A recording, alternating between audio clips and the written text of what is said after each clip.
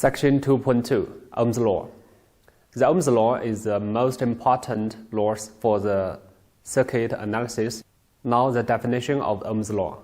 The voltage V across a resistor is directly proportional to the current I flowing through the resistor.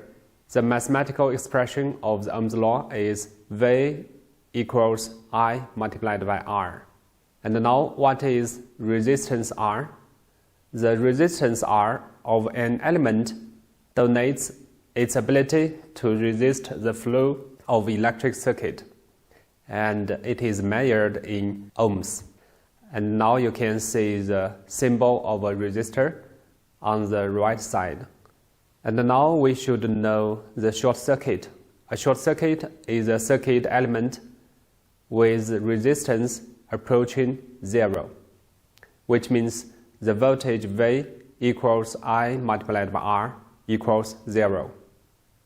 And you can find a graph of short circuit on the right side. And what is open circuit? An open circuit is a circuit element with resistance approaching infinity. That means I equals the limit of V over R when R is approaching infinity equals 0. And you can find a graph states for the open circuit on the right side.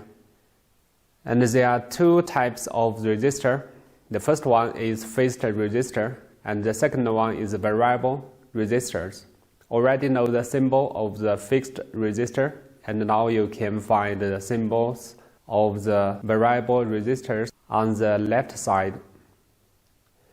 And in the middle of the slides, and you can find the picture of fixed resistor, and on the right side of the slide, and you can find the variable resistor. But for the integrated circuit, and the resistors looks quite differently from the previous one, and you can find it at the right side of the slide.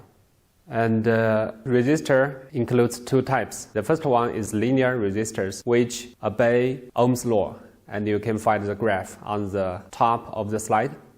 And the second one is nonlinear resistor, which does not obey Ohm's law, and you can find the graph on the bottom of the slide. Another concept is conductance. Conductance is the ability of an element to conduct electric current, and it is measured in moles or Siemens. And we use the capital letter S to represent it. And is the conductance denoted by the capital letter G. And we can find the relationship between the resistor R and the conductance G. G equals the reciprocal of R, which means it equals I over V. And now we can find the power dissipated by a resistor. We use the letter P represent the power, and power P equals V multiplied by I equals I squared multiplied by R equals V squared over R. And we can represent the power P using conductance, and we can rewrite the equation like this. P equals V multiplied by I equals V squared multiplied by G equals I squared over G. So we can get two conclusions from the equations. The first one is the power dissipated in a resistor is a nonlinear function of either current or voltage. 2. Since R and G are positive quantities, the power dissipated in a resistor is always positive.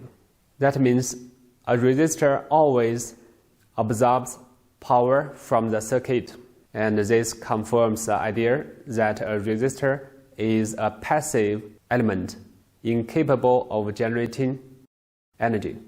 And now we know another concept, which is passive element.